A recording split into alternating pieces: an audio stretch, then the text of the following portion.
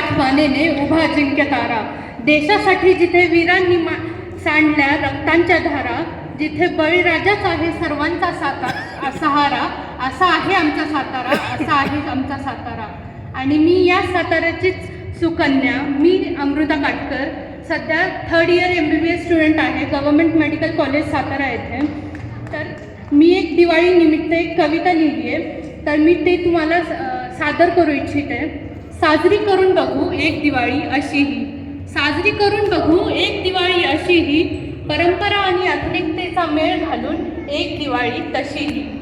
लावून तेल आणि उठणं वाईट विचारांचा मळ काढू दे, सोशल मीडियाच्या लाईक्सपेक्षा मनातला सुगंध दरवळू दे, सोशल मीडियाच्या लाईक्सपेक्षा मनातला सुगंध दरवळू दे.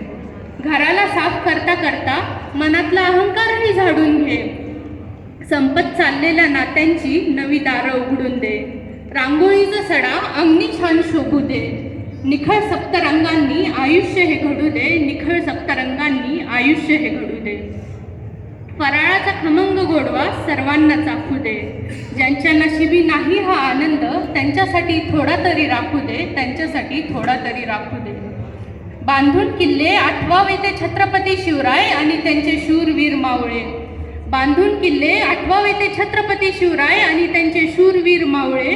आणि ध्यानात घ्यावे कसे होते ते आपल्या स्वराज्यासाठी बावळे, कसे होते ते आपल्या स्वराज्यासाठी बावळे. सोबत येऊन सर्वांनी माराव्यात गप्पा छान, सोडून मोबाईल हातातून भागवू आपल्या माणसांच्या प्रेमाची तहान, भागवू आपल्या माणसांच्या प्रेमाची तहान. फटाके वाजवण्यापेक्षा हास्य फटाके वाजू द्या, प्रकृतीला इजा न करता जरा निसर्गाचा आनंद घ्या. थकलेल्या आजी आजोबांसोबत घालवू एक तरी तास, थकलेल्या आजी आजोबांसोबत घालवू एक तरी तास. त्यांच्याच आशीर्वादाने घरी शोभते खरी आरास, त्यांच्याच आशीर्वादाने घरी शोभते खरी आरास. नको विसरायला त्या शेतात राबणाऱ्या आपल्या मायबापाला, नको विसरायला त्या शेतात राबणाऱ्या आपल्या मायबापाला आणि सीमेवर लढणाऱ्या आपल्या वाघाला. हात जोडूनही करू प्रार्थना आपल्या विधात्याला, सुखी ठेव माझ्या या संपूर्ण विश्वाला, सुखी ठेव माझ्या या संपूर्ण विश्वाला.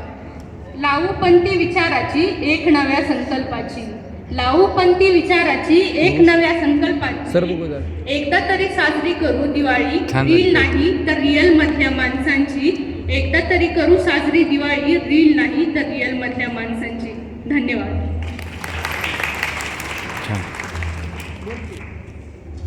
अमृताने अतिशय उत्तम कविता सादर केल्याबद्दल लाखे सरांच्या हस्ते जगणं नव्यानं फुलताना हे पुस्तक भेट दिलं जात आहे. आमच्या कविकट्टा समितीच्या सदस्या ऐश्वर्या भोसले यांनी लिहिलेलं हे पुस्तक आहे. यानंतर स्वप्नाली कदम यांनी आपली कविता सादर करावी. गझलकार वसंत शिंदे इथे आलेले आहेत आणि कृपया स्टेजवर यावं. वसंत शिंदे.